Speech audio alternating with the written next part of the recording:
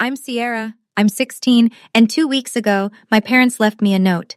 Stay out of sight, freak. My whole family, my dad, my stepmom, my step-siblings, they were 3 miles away at a country club, toasting champagne, pretending I didn't exist. I thought that was the worst part. I was wrong. Because at 8:47 p.m., the doorbell rang, and the woman standing on my porch said 5 words that changed everything. Your father signed you away. What happened after that, at the gala, in front of 300 people, I still can't believe it myself. Before I tell you, please hit like and subscribe, but only if this story earns it. And while you're here, drop your city and your local time in the comments. I always love seeing where you all are.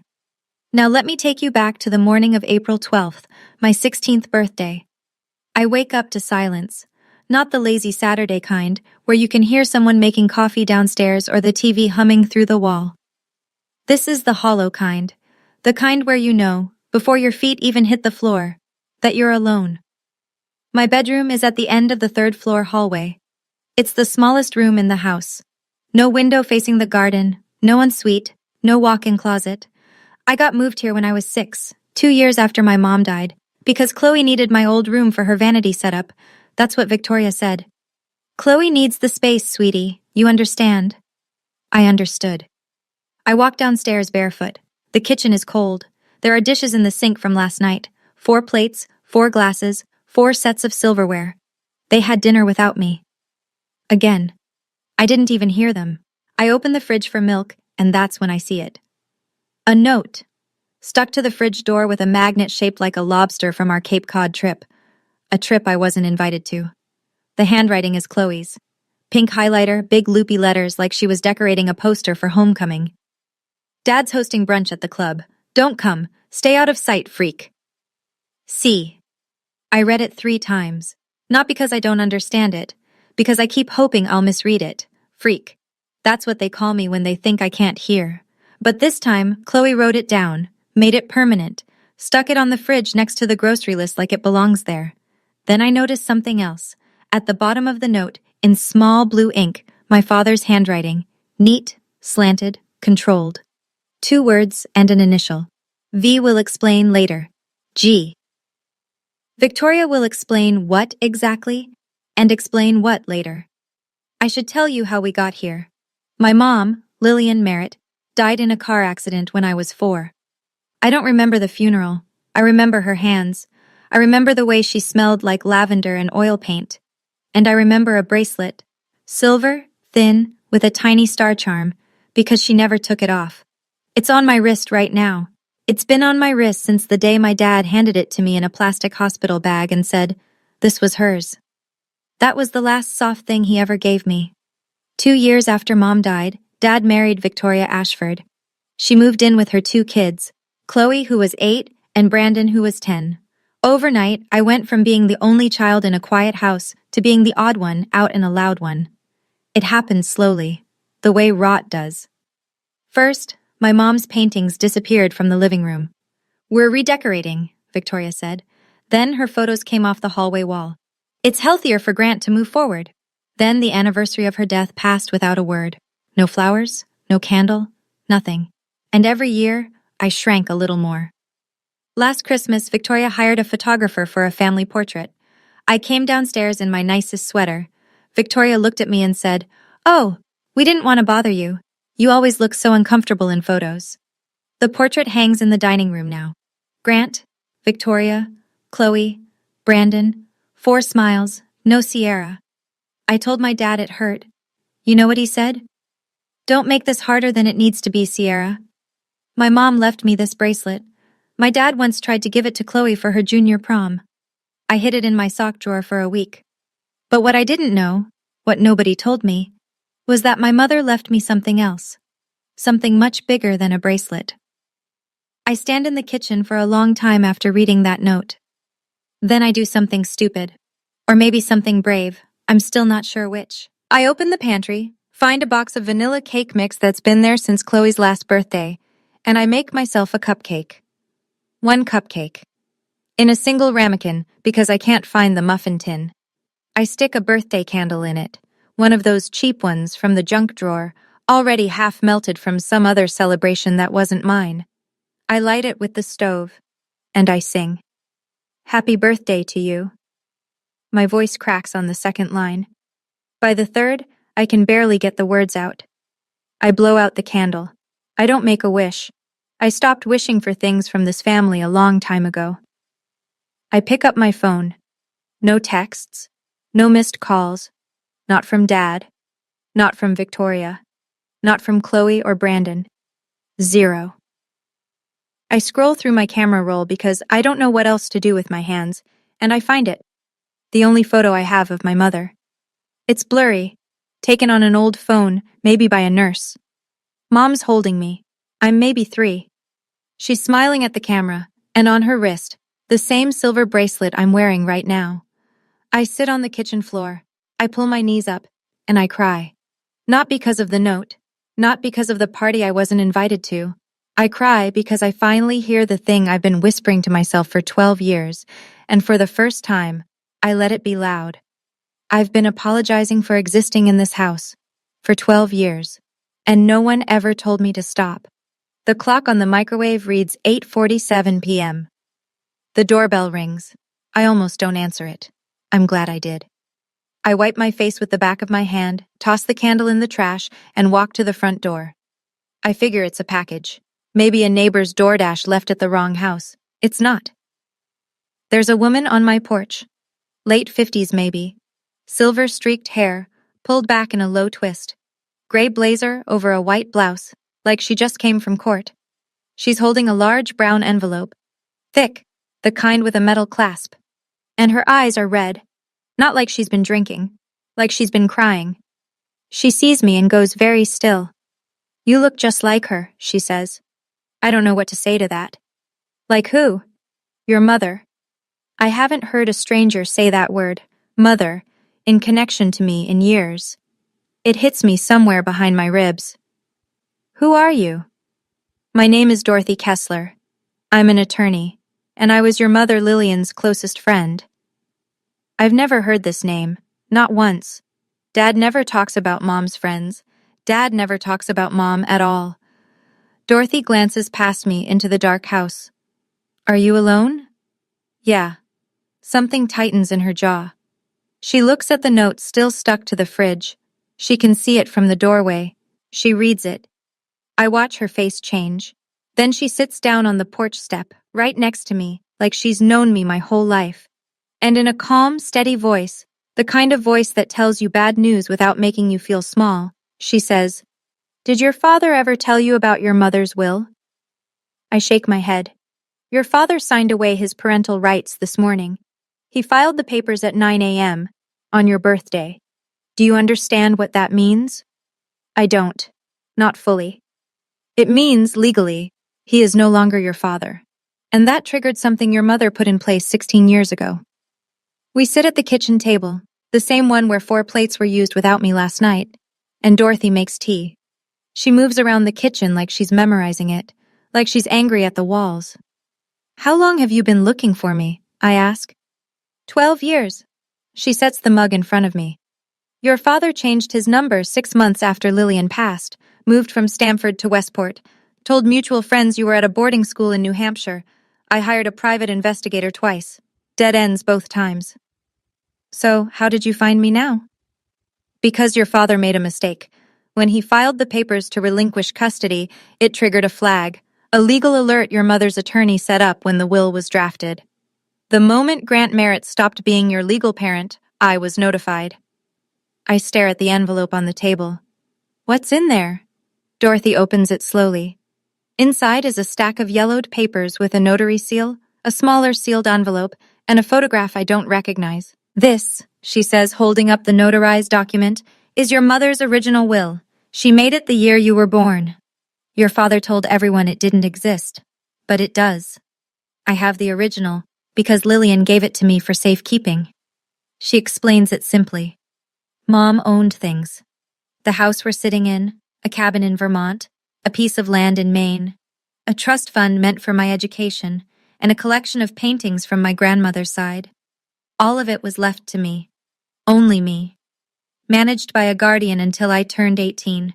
That guardian was supposed to be Dorothy. And the house? I whisper. This house? It's yours, Sierra. It was always yours. He just never told you.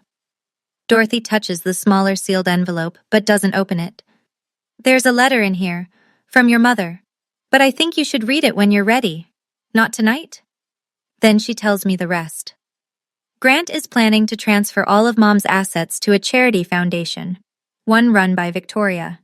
The announcement is at the annual gala, in 2 weeks. We have 14 days to stop him, Dorothy says, and I'm going to need your help. I sit there for a long time after Dorothy finishes talking. The tea goes cold. Everything I thought I knew, about the house, about my mom leaving nothing behind, about being some burden my dad was stuck with, it's all a lie. A 12-year-old lie with paperwork and planning and silence thick enough to bury me in. I've spent 12 years trying to be invisible, I say, and my voice sounds far away like someone else is using it. Because they wanted me to be. I don't know how to be anything else. Dorothy reaches into her bag and pulls out a photograph. 2 young women, arms around each other, standing on the steps of a law school building. One of them is Dorothy, younger, dark-haired, laughing. The other is my mother. She's radiant. She looks like someone who doesn't know how to be small. Your mother was the bravest woman I ever knew, Dorothy says. You have her eyes. She pauses. I think you have her spine, too. I look at the photo, then at my bracelet. The little star charm catches the light. What do I have to do? Dorothy lays it out. Step 1. File for guardianship at family court. She's already submitted the paperwork. Step 2. Get the original will authenticated and entered into record, blocking any transfer of Mom's estate. Step 3. And this is the part that makes my stomach tighten. We have to act before Grant signs the transfer at the gala. If he does it in front of witnesses, unwinding it gets 10 times harder. I'll do it, I say. Dorothy nods, then waits, because she can tell I'm not finished. But I don't want to destroy him. I mean it, even now after the note, after everything. I just want what's mine, and I want him to look me in the eye when he admits what he did. Dorothy reaches across the table and squeezes my hand. We're not going to lie, Sierra. We're just going to tell the truth, at the right time, in the right room. The next morning, Dorothy drives me to her office in New Haven. It's a small firm, 2 rooms above a bakery, smelling like sourdough and printer ink. But the filing cabinet she opens is anything but small. 12 years of records. She shows me the property transfers first. My father moved the title on the Westport house 3 times, each time requiring a guardian's signature, each time signing it himself as my legal parent. He shifted ownership into a revocable trust, then restructured the trust, then folded it into a holding entity, layer after layer, like he was burying something alive. What about the paintings? I ask. Dorothy pulls out a sale receipt. 3 years ago, Grant sold my grandmother's art collection through a private dealer in Manhattan. 8 pieces. The total is a number I've never seen attached to my life before. Not a penny of it reached me. Then she shows me the one that guts me. An account statement. The education trust my mother set up when I was born, funded, growing, untouched for years, was drained 14 months ago. Every cent was redirected to a tuition account, not mine. Chloe's, I say. I don't even need to ask. NYU, full ride would have been Sierra Merritt's. Instead, it's paying for Chloe's dorm in Greenwich Village. He used my college fund to pay for Chloe's dorm room. I sit with that sentence for a minute. It's the kind of sentence that rewrites your whole childhood. Dorothy opens one more file, an email printout.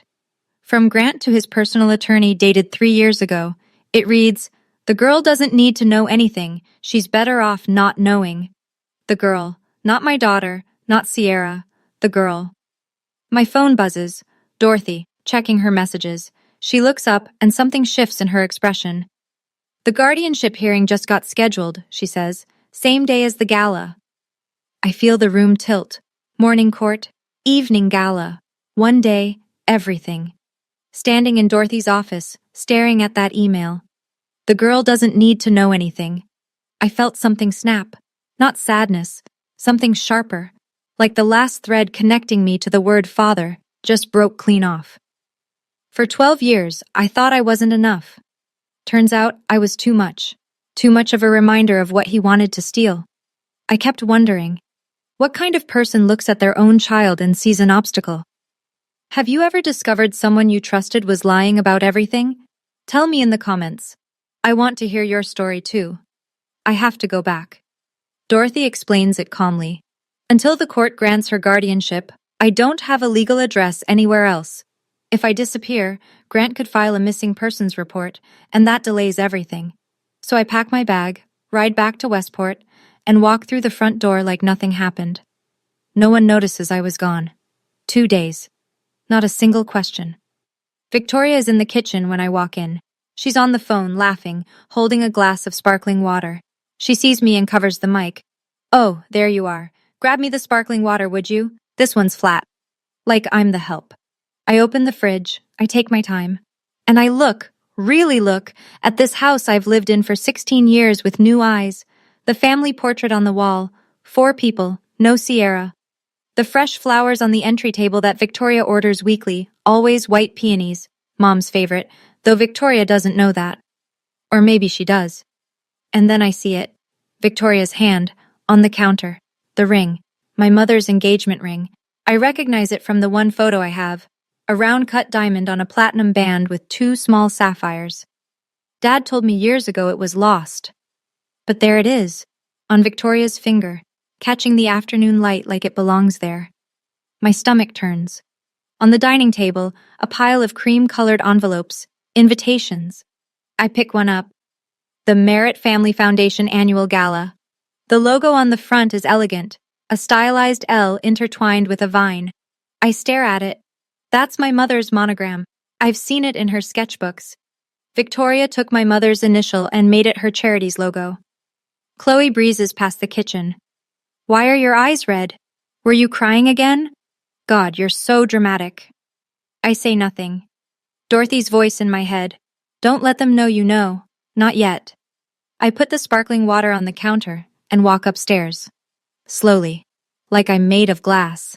But inside, something is hardening. Over the next few days, I become a ghost with open ears. I learn that the gala is bigger than I thought. Victoria's been planning it for 6 months. 300 guests. A string quartet, catered by the same company that does events for the governor's mansion. There will be a local councilman, 2 state reps, the president of the Westport Historical Society, and, this part makes my chest tight, a reporter from the Fairfield Herald doing a feature on Connecticut's most generous families. I hear Victoria rehearsing her speech in the bedroom one night, the door cracked open. This foundation is Grant's way of honoring Lillian's memory by giving her legacy to the community. I press my back against the hallway wall and close my eyes. She's going to stand in front of 300 people and say my mother's name while signing away my mother's things. That night, I call Dorothy from the bathroom with the shower running for cover. 300 people, I whisper. Press, politicians. Dorothy is quiet for a moment. Then, that's not honoring her memory, Sierra. That's laundering her assets through a charity they control. She confirms the timeline. The guardianship hearing is set for 10 a.m. on the day of the gala. Gala starts at 7 p.m. If the judge rules in our favor in the morning, Dorothy has the legal authority to act by evening. What if the judge says no? I ask. The silence lasts 3 seconds. It feels like 30. Then we lose everything. Your mom's house, the trust, all of it goes into that foundation, and getting it back could take years, if it's even possible. I hang up. I sit on the edge of the bathtub. The shower is still running, filling the room with steam. 300 people will watch Victoria steal my mother's life, unless I stop it. Then I hear footsteps in the hallway. I freeze. Through the gap under the door, I see a shadow. Someone standing, listening. The shadow moves. I crack the door. Brandon is walking away. He glances back once, expression unreadable, and disappears into his room. Did he hear me? 5 days before the gala, Victoria takes Chloe to Neiman Marcus for a dress fitting. I know because I hear them leaving. Laughing, keys jingling, the garage door rolling open. Nobody tells me. Nobody asks if I want to come. This is the rhythm of the Merritt household. Things happen around me, never to me, never for me. That evening, Chloe comes home with a garment bag slung over her arm like she's carrying a trophy. Black floor-length gown. She hangs it on the back of her door and leaves it open so everyone in the hallway can see it. At 9 p.m., Victoria knocks on my bedroom door. She does the thing she always does, leans against the frame, head tilted, voice laced with synthetic concern. Sweetie, the gala is a family event. Important people will be there. I think it's best if you stay home. You'd just be anxious the whole time. I'm doing this for you. Actually, I say, I was hoping to come. Her eyebrows lift, just barely. A ripple in the mask. Honey, I don't think you have anything appropriate to wear. And honestly, these events aren't really your thing. From the hallway, Chloe's voice. She'll just stand in the corner like she always does. What's the point? I swallow. I nod. I say, okay. Victoria smiles, pats my shoulder, and leaves. I close the door. I text Dorothy 4 words. They told me to stay home. Dorothy's reply comes in 12 seconds. Leave that to me. I have something from your mother's closet. I stare at that message until the screen dims. My mother's closet. My mother still has a closet somewhere. And Dorothy kept it. Then Victoria's voice again, muffled through the wall, almost an afterthought. Oh, and Sierra, your father wants to talk to you tomorrow. Something about paperwork. Paperwork. My hands go cold. The next afternoon, my father calls me into his study. It's the first time he's looked directly at me since my birthday. He's behind his desk. Oak, massive, the kind of desk that says I make the decisions in this house. There's a glass of scotch at his elbow, half empty. Sit down, Sierra. I sit. He starts with a voice I haven't heard in years. Soft. Paternal. Like he's auditioning for a role he forgot the lines to. I know things have been difficult. I want you to know I'm doing what's best for you. What's best for me? The words land like stones. I've found a school, Phillips Academy, out in Massachusetts. Excellent program, small classes. You'd start in the fall. A boarding school. A fresh start. He leans forward, hands clasped. You'll be happier there, Sierra. Away from all this. Away from all this. He means away from what he did. Away from anyone who might ask questions. Ship the girl to Massachusetts, sign over the estate at the gala, and by the time school starts in September, there's no Sierra in this house, no Sierra on the paperwork, no Sierra at all. I look at him, really look at him. The graying temples, the pressed shirt, the faint tan from the club. He looks like a magazine ad for fatherhood. And it's all surface, every inch of it. He reaches across the desk and puts his hand on my shoulder. Trust me, I'm your father. The words come before I can stop them. Are you? His hand stiffens, his eyes narrow. I recover fast. I mean, are you sure this is the right thing? He pulls back, nods, smiles. That smile. I used to think it was warm. Now I see it for what it is. The smile of a man who's done the math and decided you're not worth the cost. You'll love it, he says. I promise. I stand up, and as I pass his desk, I see it. A stack of documents in a manila folder, half hidden under the Financial Times. The logo on top, Merritt Family Foundation. Below it, in bold, Asset Transfer Agreement. And a date, the night of the gala. I pull out my phone in the hallway, hands trembling. I photograph the folder through the study door, and I send it to Dorothy. Saturday, 4 days out. I tell Victoria I'm going to the library. She doesn't even look up from her phone. Dorothy's office looks different now. The bakery scent is gone, buried under paper and coffee. A whiteboard hangs on the wall with a timeline drawn in red marker. Dates, names, arrows, and a single circled word at the end. Gala. Here's where we are, Dorothy says. She walks me through it, like a general briefing a soldier. Morning, the guardianship hearing at Fairfield Family Court. Dorothy will present the original will, the relinquishment papers Grant signed, and the photographic evidence of the asset transfer agreement. If the judge rules in our favor, Dorothy becomes my legal guardian, effective immediately. That gives her standing to block the estate transfer. Evening. If we have the ruling, we attend the gala with a certified court order freezing all assets of the Lillian Merritt estate. If Grant signs the transfer anyway, it's void. And if he tries to stop us from entering? 300 witnesses, a reporter from the Herald, and a court order. He won't. Then she does something that makes the room go blurry. She opens a closet in the back of her office and pulls out a garment bag. Inside is a dress, cream white, vintage, with delicate lace at the neckline. Simple, elegant, not loud or flashy. The kind of dress that doesn't need to try. Your mom wore this to her first gallery opening, Dorothy says. She walked in and every head turned, not because the dress was expensive, because she knew who she was. I put it on in the bathroom. It fits. It fits like it was waiting for me. I stand in front of the mirror, and for the first time in 12 years, I don't see the freak. I don't see the girl from the third-floor bedroom. I see my mother's daughter. Dorothy watches me from the doorway. She's holding the sealed envelope. Mom's letter. "Read it when you feel strong," she says. "Not before." I nod. I'm not ready yet. But I will be. 2 nights before the gala, I'm in the kitchen at midnight, drinking water, going over the plan in my head for the 100th time, when the light clicks on. Brandon. He's in sweatpants and a wrinkled t-shirt, hair messy, like he couldn't sleep either. He stands in the doorway for a second, then walks to the fridge, grabs a water bottle, and sits down across from me. We don't talk. We never talk. In 12 years, I can count our real conversations on one hand. Then he says quietly, "I know you're planning something." Every muscle in my body locks. "I heard you on the phone last week, in the bathroom." He peels the label off his water bottle, not looking at me. "I didn't tell Mom." "Why not?" He's quiet for a long time. Then, "Because what they did to you on your birthday, that note Chloe wrote, I saw her write it.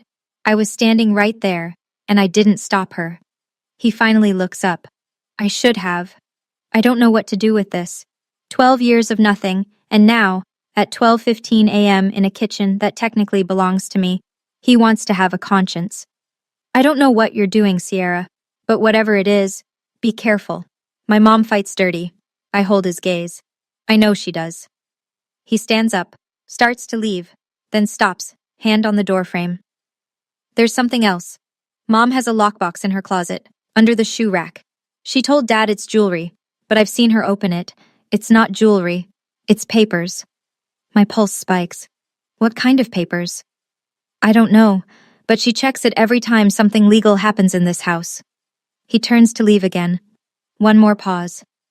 "One more thing. Don't trust the charity lawyer, Richard Ashford. He's Mom's cousin." Then he's gone. The kitchen light hums. I sit there, heart pounding, staring at the ceiling. A lockbox. In Victoria's closet. Papers she doesn't want anyone to see. The morning of the gala. 5:30 a.m. The house is dead silent. I have maybe 90 minutes before anyone wakes up. My heart is slamming so hard I can feel it in my teeth. Victoria and Grant's bedroom door is closed. I can hear Grant's CPAP machine through the wall, a low, rhythmic hiss. Victoria sleeps with earplugs and a silk mask. I know this because she reminds everyone, constantly, how sensitive she is to light and sound. I ease the closet door open. It's a walk-in the size of my bedroom. Racks of designer coats, shelves of shoes organized by color. The lockbox is exactly where Brandon said it would be. Bottom shelf, behind a row of riding boots. It's matte black. Combination lock. 4 digits. I try Victoria's birthday. Nothing. Grant's anniversary. Nothing. Then I try Chloe's birthday. October 19th, 1019. Click. Inside, there are 4 items. 1. A photocopy of my mother's will. The same document Dorothy showed me, but this one has handwritten notes in the margin. Red ink. Victoria's handwriting. I know it from every passive-aggressive grocery list she's ever left me. And in the top corner, 3 words circled twice. Keep this away from S. 2. A printed email chain between Grant and his personal attorney. Instructions on restructuring the estate to avoid triggering trust provisions. Dated 18 months ago. 3.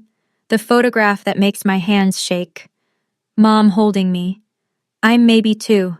She's laughing. On the back, in my mother's handwriting, my little star, everything I have is yours. Victoria kept this, in a locked box, under her boots. And 4, I almost miss it, tucked in the corner, A marriage certificate, issued in Nevada 9 years ago. Victoria Ashford and a man named Paul Renner. Not Grant Merritt. I stare at it. Victoria married someone else. And this certificate is dated 2 years before she married my father.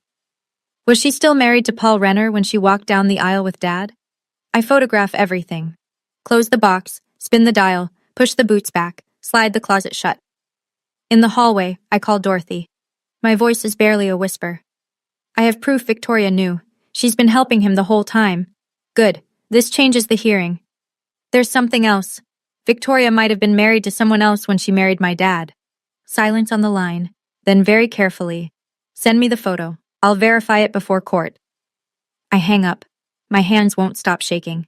Upstairs, I hear a toilet flush. Someone's awake. I'm already in my room, door closed, breathing like I just ran a mile. Fairfield Family Court, 10:07 a.m. The fluorescent lights hum like they're nervous too.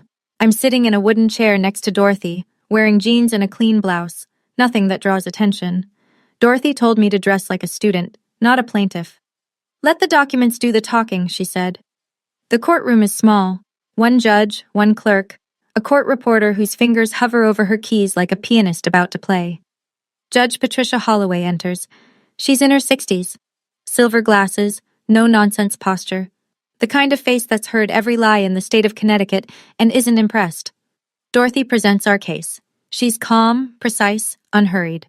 The will, the notary seal, the relinquishment papers Grant signed on April 12th, the photocopy from Victoria's lockbox with the red ink note, "Keep this away from S." The photograph of the asset transfer agreement dated tonight. The judge reads every page. She doesn't rush. Then the door opens. Richard Ashford, Victoria's cousin, the foundation's lawyer, walks in. He must have been tipped off. He argues that the will is outdated and the estate has been lawfully restructured. Dorothy doesn't flinch. She presents the chain of custody for the original will, notarized, stored at a registered trust bank, never contested, never revoked, never superseded. Judge Holloway removes her glasses. She looks at Richard Ashford for a long moment, then at me. "I knew your mother, young lady. She clerked for me 30 years ago." A pause. "She was meticulous. And this will is airtight." She puts her glasses back on. "Guardianship is granted to Dorothy Kessler, effective immediately. I am also issuing a temporary restraining order freezing all transactions related to the Lillian Merritt estate until a full review is completed." Richard Ashford's pen drops. He doesn't pick it up. Dorothy squeezes my hand under the table. I squeeze back. Outside the courthouse, the April sun is blinding. Dorothy turns to me, leans against the car, and says, "That's step 1. Step 2 happens tonight." She opens the trunk. Inside, a garment bag, a pair of flats, and a brown envelope stamped with the court seal. "Are you ready?" I look at the envelope, then at the sky. "Yeah, I'm ready." Dorothy's apartment, 5:30 p.m. The gala starts at 7. I'm standing in her small bathroom, looking at a stranger.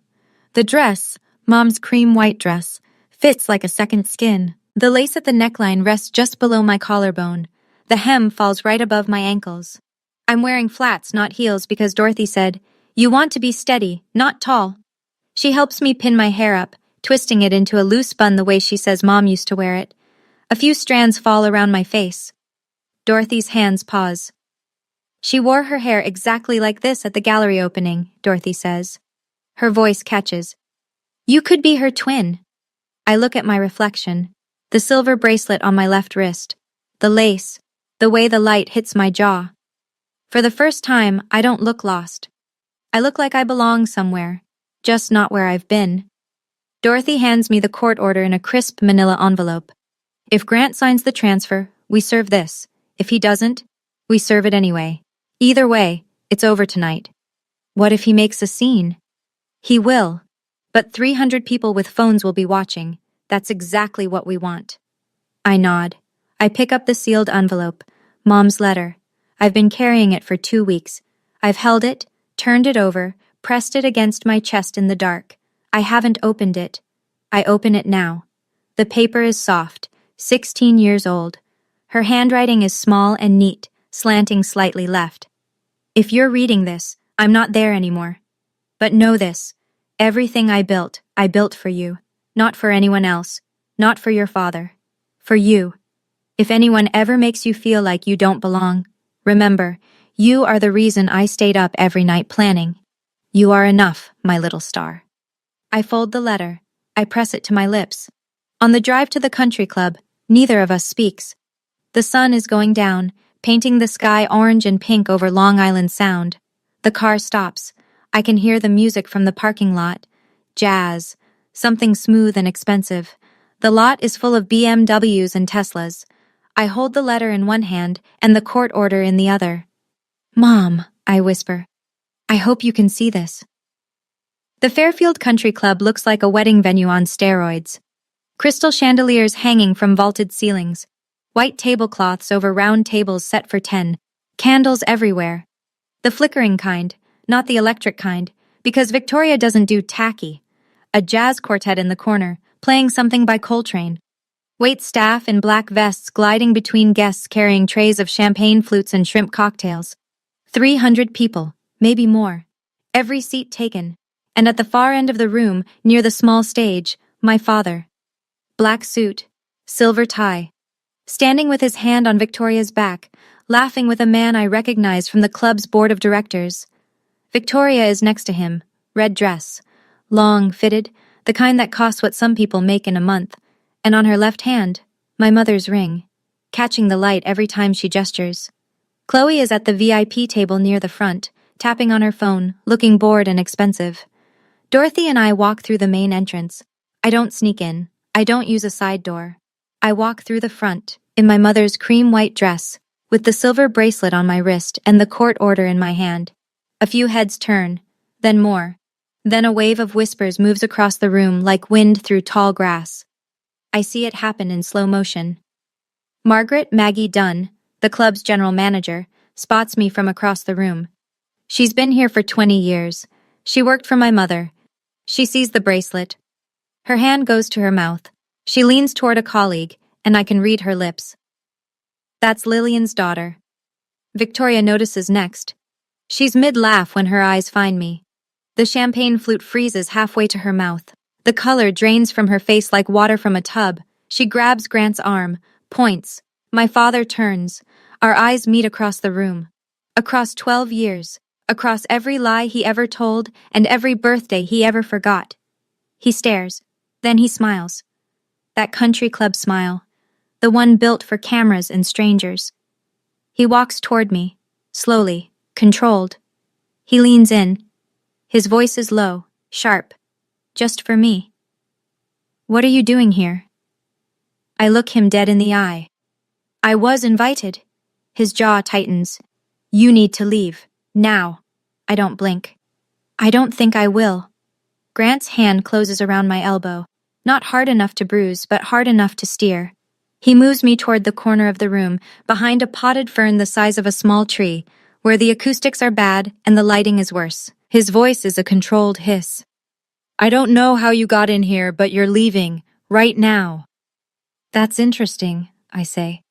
Because according to the court order issued this morning, I have more right to be here than you do. Something shifts behind his eyes. A fracture in the confidence. Victoria appears, materializing the way she always does, perfectly timed, perfectly composed. She puts her hand on my arm and turns on the voice. The warm one. The PTA one. Sierra, honey, you look lovely, but this isn't really your kind of... Victoria. I keep my voice even, quiet. You're wearing my mother's ring. Her fingers curl. She pulls her hand behind her back like I've burned her. 3 guests nearby stop talking. The whispers start again, louder this time, rippling outward. Grant sees it happening. He's losing the room. I can see the calculation on his face, the cost-benefit analysis running in real time. Make a scene or contain this. He chooses wrong. Security, he says, louder than he intends. A few more heads turn. Please escort this young lady out. 2 men in dark suits move toward me. Dorothy steps forward. She's been standing 3 feet behind me the entire time. Still, patient, waiting. She holds up a business card. I'm Dorothy Kessler, attorney at law.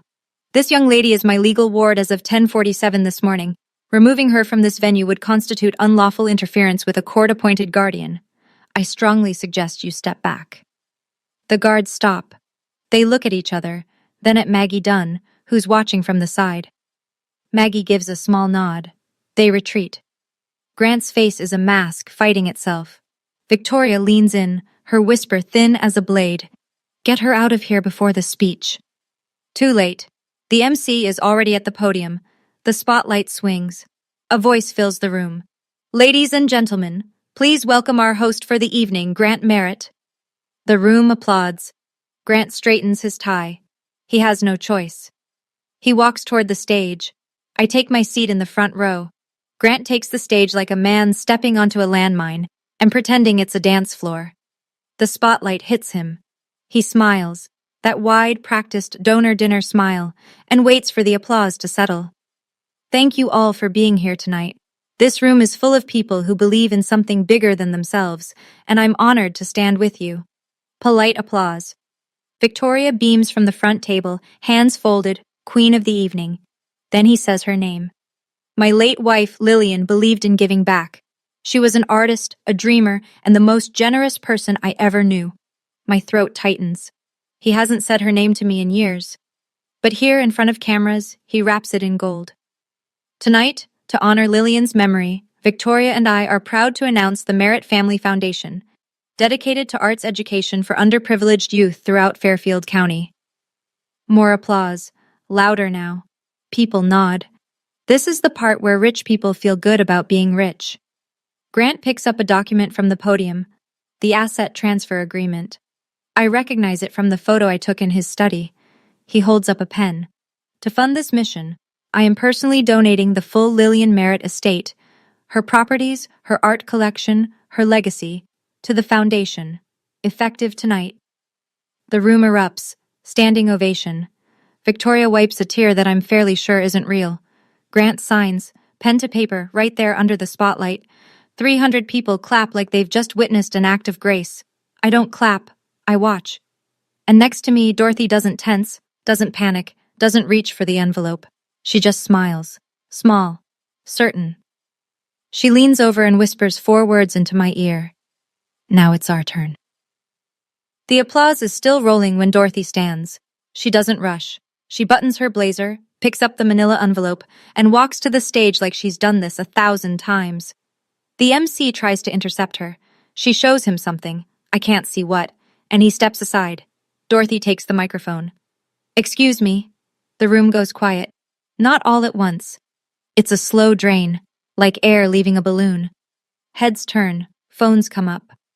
My name is Dorothy Kessler. I'm an estate attorney licensed in the state of Connecticut. I have a court order from Judge Patricia Holloway, issued this morning freezing all assets of the Lillian Merritt estate. Silence. The kind you can feel on your skin. The document Mr. Merritt just signed is legally invalid. He has no authority to transfer these assets, because they were never his. Grant steps forward. This is ridiculous. Who let this woman? Dorothy doesn't raise her voice. She doesn't need to. These assets belong to Lillian Merritt's sole heir, as designated in her original notarized will, a will Mr. Merritt concealed for 12 years. She turns to me. 300 pairs of eyes follow. I stand. My knees are water. My spine is steel. I walk to the stage. I take the microphone. And I look at my father. My name is Sierra Merritt. Lillian Merritt was my mother. She left a will that names me as her only heir. My father hid it for 12 years. Every property he just tried to donate, the house, the cabin, the art collection, belongs to me. The room doesn't whisper. It erupts. Chairs scrape. Gasps cascade from table to table. A camera flash goes off, then another. Grant grabs the microphone stand. She's a child. She doesn't know what she's... I don't let him finish. You signed away your parental rights on my 16th birthday. You filed the papers the same morning I woke up alone with a note on the fridge calling me a freak. You sent your own daughter away so you could take her inheritance. I hold up the manila envelope. I have the court order. The court has your relinquishment papers, and now every person in this room knows exactly what you did. Dead silence. 300 people. Not a fork moves. Victoria rockets to her feet. This is a scam. That girl has always been... I turn to her. Calm, level, like I'm reading a weather report. Mrs. Merritt? Or should I say Miss Ashford, since your marriage to my father might not even be legal. Victoria's mouth opens, closes, opens again. The room is no longer whispering. It's roaring. Grant's mask doesn't crack. It shatters. He steps toward me, finger raised, and the word that starts to leave his mouth, "You ungrateful," dies halfway out when he sees the phones. Dozens of them, held up across the ballroom like lighters at a concert, except nobody's cheering for him. He pivots, tries the other voice, the soft one, the concerned father one, the one he uses when the audience is watching. Folks, this is a misunderstanding. My daughter has been troubled. She has emotional difficulties, and she's been influenced by someone who... Dorothy steps forward. She holds up 2 documents like a teacher presenting evidence at a science fair. Mr. Merritt, here is the court order. And here, she raises the second page, is a photocopy of your late wife's will, found in your current wife's personal lockbox, with her handwritten note in red ink. She reads it aloud. Keep this away from S. Victoria's voice is shrill, cracking. I've never seen that before. Dorothy is unmoved. It was verified this morning, your handwriting, your fingerprints. Grant spins toward Victoria, and the thing that comes out of his mouth, the sentence that will follow him for the rest of his life, he says in front of 300 silent witnesses, "You told me you destroyed that." The room inhales. He just confirmed it, all of it, in one sentence. Victoria looks like she's been slapped. Grant realizes what he's done. His hand drops. His jaw works, but nothing comes out. From the VIP table, Chloe stands, mascara already streaking. This is her fault. She always ruins everything. She's enough. The voice comes from the side of the room. Maggie Dunn, the club's general manager. She's walked to the nearest microphone, the one by the string quartet. I worked for Lillian Merritt for 5 years. I recognized that bracelet on Sierra's wrist. Lillian never took it off. And Lillian told me more than once that everything she had was for her daughter. A pause. Then someone claps. 1 person, then 5, then 50, then the whole room. Not for Grant, not for the foundation, for me. The applause fades. The room waits. I look at my father. He's still on the stage, but he's alone now. Victoria has stepped back, physically distanced herself, like he's contagious. Chloe is sobbing at the VIP table, her black gown twisted in her lap. The councilmen and the board members have quietly moved to the back of the room. No one is standing near Grant Merritt. I could destroy him right now. I could read the email. The girl doesn't need to know anything, out loud, and let the Herald reporter print it tomorrow. I could wave Victoria's marriage certificate and watch the gasps multiply. I don't, because that's not why I'm here. I take a breath. I speak into the microphone. My voice isn't loud. It doesn't need to be. I didn't come here tonight to humiliate anyone. I came because you were about to give away everything my mother left for me, and I couldn't let that happen. The room is still. I spent 12 years in that house, the smallest room, the last seat at the table, the one face missing from the family portrait. I spent 12 years being called a freak by people you chose over me, 12 years trying to earn a love that was never coming. I look directly at him, at the man who used to carry me on his shoulders. I'm done trying. He flinches. It's small, but I see it. 300 other people see it too. I'm not asking for your apology. I don't need it. The estate belongs to me. The court has confirmed it, and I'm leaving tonight with my guardian, Dorothy Kessler, who, unlike you, kept her promise to my mother. I touch the bracelet on my wrist. The little star charm is warm from my skin. Mom, I say, softly enough that only the front row can hear, I kept it safe, just like you asked. I turn from the stage and walk down the center aisle. Dorothy falls in beside me. Our heels click in sync on the hardwood floor. Behind us, silence first, then applause. Not polite applause, the real kind, the kind that has weight. I don't look back. We make it to the lobby before my legs give out. Dorothy catches my arm. Sit, she says, guiding me to a bench near the coat check. Breathe. You did it. My hands are shaking. My whole body is shaking. But something in my chest, something that's been clenched tight since I was 4 years old, is finally letting go. Through the glass doors to the ballroom, I can see the fallout unfolding in real time. Grant is standing at the podium, alone, staring at the signed document that is now worth nothing. Two board members are speaking in low, urgent tones near the bar. The Herald reporter is scribbling in a notebook so fast her hand is a blur. Victoria is nowhere in the ballroom. Then I spot her, through a side window, in the parking lot, pacing, phone pressed to her ear. She's calling someone. The call isn't connecting. She tries again. Again. Richard Ashford, Victoria's cousin, the foundation's lawyer, is walking very quickly toward the exit, briefcase in hand, not making eye contact with anyone. Chloe hasn't moved. She's sitting at the VIP table alone, mascara tracks down both cheeks, staring at her phone like it holds some answer. It doesn't. And then there's Brandon. He's standing near the exit, apart from all of them. He catches my eye through the glass, and he does something I didn't expect. He nods. One small, slow nod. I don't nod back, but I don't look away either. Maggie Dunn appears at my side. She's carrying a small envelope, old, slightly yellowed at the edges. Your mother left this with me 15 years ago, she says. She said, give it to Sierra when she's old enough to fight for herself. I open it. Inside is a photograph, the same image I found in Victoria's lockbox, but this is the original. Unwrinkled. Unfolded. Mom holding me. Laughing. The bracelet on her wrist. On the back, her handwriting. My little star, you are enough. I close my eyes. Dorothy puts her arm around me. Let's go home, Sierra. That moment, walking out of that ballroom with 300 people watching, I won't lie, my knees were shaking. My hands were shaking. I think even my voice was shaking. But something inside me was steady. For the first time in 16 years, something inside me was steady. Like my mom was walking with me. Like she'd been waiting for me to stop standing in the corner and finally cross the room. Have you ever had a moment like that? A moment where you finally said enough? Not screaming it, not slamming doors, just saying it, calmly, and meaning it. I'd love to hear about it. Drop it in the comments. And if you're still watching, thank you. You're the reason I'm sharing this. 1 week later.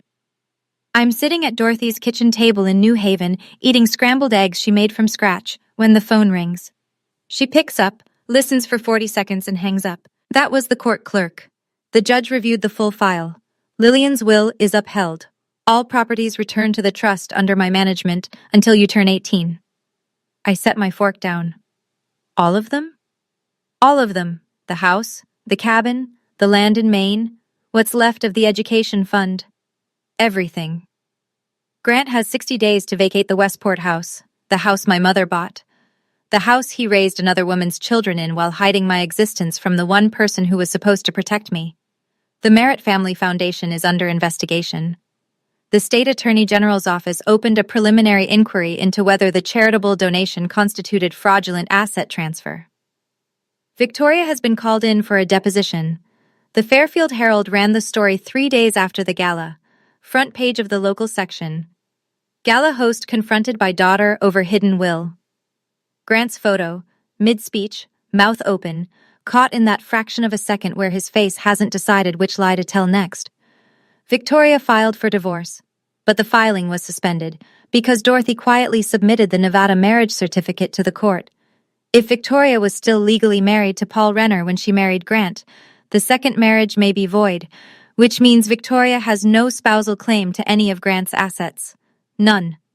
Chloe's tuition account at NYU is under review. If the funds are traced back to my mother's education trust, which Dorothy says they will be, Chloe may have to repay them. I think about all of this. Then I eat my eggs. Dorothy watches me from across the table. How do you feel? I think about it honestly. Free, I say. I feel free. 2 weeks after the gala, my phone rings. Caller ID, Brandon Merritt. I almost don't answer. My thumb hovers over the screen for 3 full rings. Then I pick up. Hey. His voice is quieter than I remember, stripped down. Hey. Long pause. The kind where you can hear someone gathering courage. I'm not calling to ask for anything, he says. I just wanted to say, you did the right thing, and I'm sorry I didn't do it sooner. Any of it. I lean against the window in my new room, Dorothy's guest room, which has a view of an oak tree and more sunlight than I've had in years. Where are you? I ask. Staying with a friend in Bridgeport. I moved out the day after the gala. He lets out a breath. First time in my life I'm not using Mom's credit card for anything. It's weird, but it's good. How's everyone else? Mom is furious. She's calling lawyers all day. Dad won't talk to anyone. He just sits in the study with the door closed. Chloe blames you. A pause. But I think they're angry at themselves. They just don't know how to admit it. I let the silence sit. It's not uncomfortable. It's just honest. I don't hate you, Brandon. I don't hate any of you. I know. But I can't pretend it didn't happen. I need distance, real distance, not the kind where we all smile at Thanksgiving and act like the last 12 years were normal. I understand. And I think he actually does. If you ever want to talk, no pressure. You know how to reach me. Same goes for you, I say. But I'm not coming back to that house. I wouldn't ask you to. We hang up. I sit by the window for a while. The oak tree sways in the wind, and the late afternoon light makes everything gold. I'm not sad. I'm not happy. I'm something in between. Something I think might be peace. A month after the gala, Dorothy hands me an envelope that arrived through her office. From your father, she says, through his attorney. I open it at the kitchen table. The stationery is thick. Grant Merritt's personal letterhead, cream-colored, embossed. Even now, he can't stop performing. I read it once, slowly. Sierra, I hope you understand that everything I did was to protect this family's reputation. Your mother's estate was complicated, and I made decisions I thought were best. I wish you hadn't made this public. It didn't need to go this far. Grant. I read it again. No mention of the note. No mention of the 12 years. No mention of the word freak written in pink highlighter and stuck to the fridge like a grocery reminder. No mention of my birthday.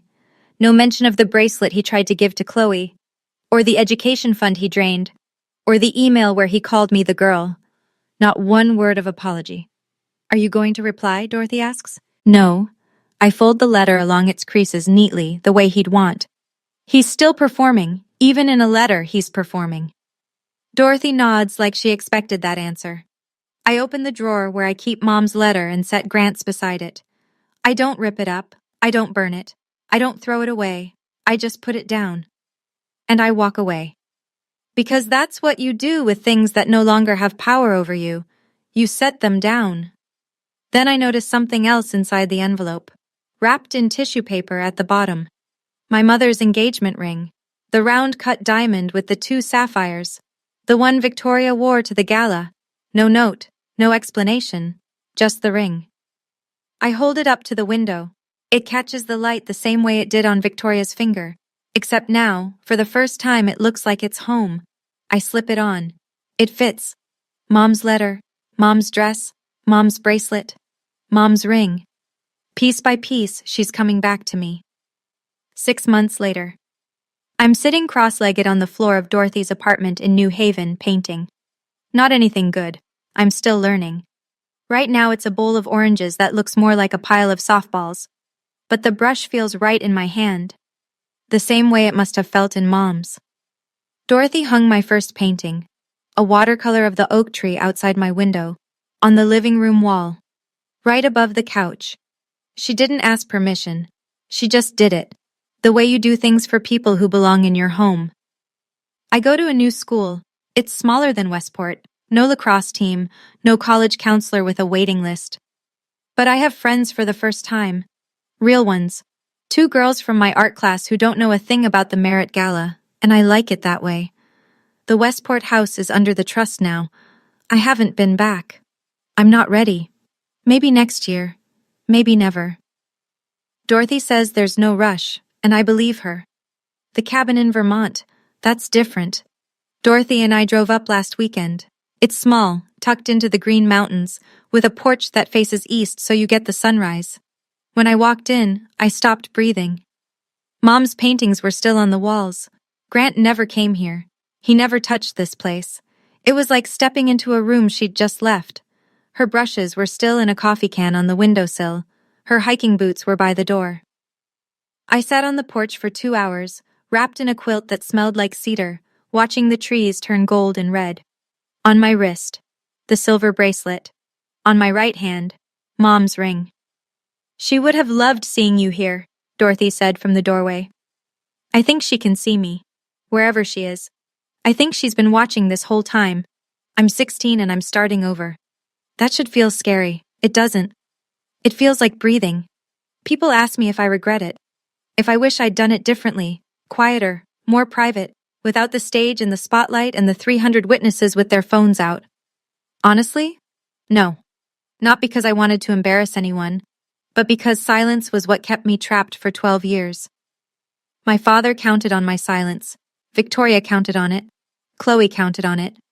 They built an entire life on the assumption that I would keep being small, keep being quiet, keep eating alone in the kitchen, and sleeping in the smallest room, and pretending that "don't make this harder than it needs to be" was love. It wasn't love. It was control. And the only way to break it was to say the truth out loud. In a room full of people, where no one could rewrite it. I learned something on that stage. You don't need someone's permission to exist. You don't need to earn the right to be seen. And you definitely don't need to shrink yourself so other people feel bigger. I also learned something about family. Family isn't blood. It's not a last name or a Christmas portrait or a seat at a gala table. Family is the woman who drives 12 years to find you. Family is the person who keeps your mother's dress in a closet because she believes someday you'll need it. Family is a quilt on a porch in Vermont and a painting hung on the wall without asking. Dorothy is my family. And for the first time in my life, I know what that word actually means. So if you're out there, if you're reading this in a house where you feel invisible, where the people who should love you make you feel like you're too much and not enough at the same time, I want you to know something. It's not you. It was never you. You don't owe your silence to people who wouldn't give you theirs. And you don't have to wait until someone finds you. You can find yourself. This morning, I stood in front of the mirror in my room. My room, with the oak tree view and the paint-stained desk, and the door I can close whenever I want. Mom's cream white dress hangs on the back of the closet door. I wore it once, and I'll wear it again, but not for anyone else, for me. I opened my laptop and found an email from school. I've been accepted into the advanced painting program for the spring semester. My art teacher wrote a note at the bottom. "Sierra, your use of light reminds me of someone. Keep going." I smiled. Not a victory smile. Not the kind you put on for cameras. The quiet kind. The kind that starts in your chest and moves outward, slowly, like sunrise over the green mountains. On my desk, 2 letters. One from Mom. Soft paper, gentle words, 16 years of love folded into a single page. One from Grant. Stiff letterhead, hollow words, 12 years of silence disguised as strategy. I keep them both. Not because I forgive him. I'm not there yet. Maybe I will be. Maybe I won't. That's my choice now. I keep them because remembering where you've been is how you know how far you've come. Outside the window, it's autumn in New Haven. The oak tree is golden. The sky is sharp and blue and impossibly wide. And I'm here. Breathing. Painting. Starting over. Not the girl from the 3rd-floor room. Not the freak on the note. My mother's daughter. Dorothy's family.